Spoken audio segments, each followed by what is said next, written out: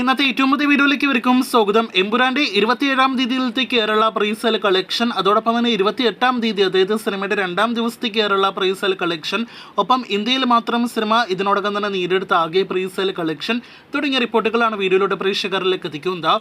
എമ്പുരാൻ പ്രീസെയിലിന്റെ കാര്യത്തിൽ വൻ കുതിപ്പാണ് നിലവിൽ നടത്തിക്കൊണ്ടിരിക്കുന്നത്. നേരത്തെ 2-2.5 മണിക്കൂറുകൾ കൊണ്ട് 4 കോടിയിലധികം കേരള പ്രീസെയിൽ കളക്ഷൻ കടന്ന സിനിമ ഇന്ന് ഉച്ചയ്ക്ക് 1 മണിക്ക് ശേഷം പുറത്തുവന്ന റിപ്പോർട്ടുകൾ പ്രകാരം ആദ്യ 4 മണിക്കൂറുകൾ കൊണ്ട് കേരളത്തിൽ മാത്രം 5,26,00,000 കേരള പ്രീസെയിൽ ഗ്രോസ് കളക്ഷൻ നേടിയെടുത്തിരിക്കുകയാണ്.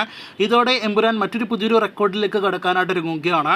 ആദ്യ 24 മണിക്കൂറിലെ ബുക്കിംഗ് ആരംഭിച്ച് ഏറ്റവും അധികം കളക്ഷൻ നേടിയെടുത്ത പ്രീസെയിൽ കളക്ഷൻ നേടിയെടുത്ത വിജയുടെ ലിയോ എന്ന സിനിമയുടെ കളക്ഷൻ റെക്കോർഡാണ് ഇപ്പോഴത്തെ എമ്പുരാൻ മറികടക്കാനായിട്ട് ഒരുങ്ങുന്നത്. ലിയോ ബുക്കിംഗ് ആരംഭിച്ച ആദ്യ 24 മണിക്കൂറിൽ കേരളത്തിൽ 6 കോടി പ്രീസെയിൽ കളക്ഷൻ ആയിരുന്നു നേടിയെടുത്തത്. എന്നാൽ നമ്മുടെ മലയാളത്തിന്റെ ലാലേട്ടന്റെ എമ്പുരാൻ എന്ന സിനിമയാകട്ടെ 4 മണിക്കൂറുകൾ കൊണ്ട് തന്നെ 5 കോടി കടന്നിരിക്കുകയാണ്. 6 കോടിയോളം തന്നെ അടുത്ത മണിക്കൂറുകളിൽ കിടക്കുമെന്ന കാര്യത്തിൽ സംശയം വേണ്ട. ലിയോയുടെ FT കളക്ഷൻ പ്രീസെയിൽ കൊണ്ട് എമ്പുരാന് തൂക്കാൻ കഴിയുമോ എന്നാണ് ഇനി നാം ഉറ്റുനോക്കുന്നത്.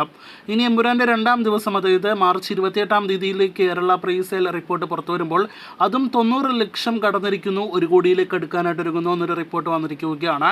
അങ്ങനെ എമ്പുരാന്റെ 2 ദിവസത്തെ കേരള പ്രീസെയിൽ ബുക്കിംഗ് കളക്ഷൻ മാത്രം 6 കോടി പിന്നിട്ടിരിക്കുകയാണ്. ഇതിൽ ഫാൻ ഷോ ഒന്നും തന്നെ ഉൾപ്പെടുത്തിയിട്ടില്ല എന്ന് പ്രത്യേകം അറിയിച്ചു കൊള്ളട്ടെ.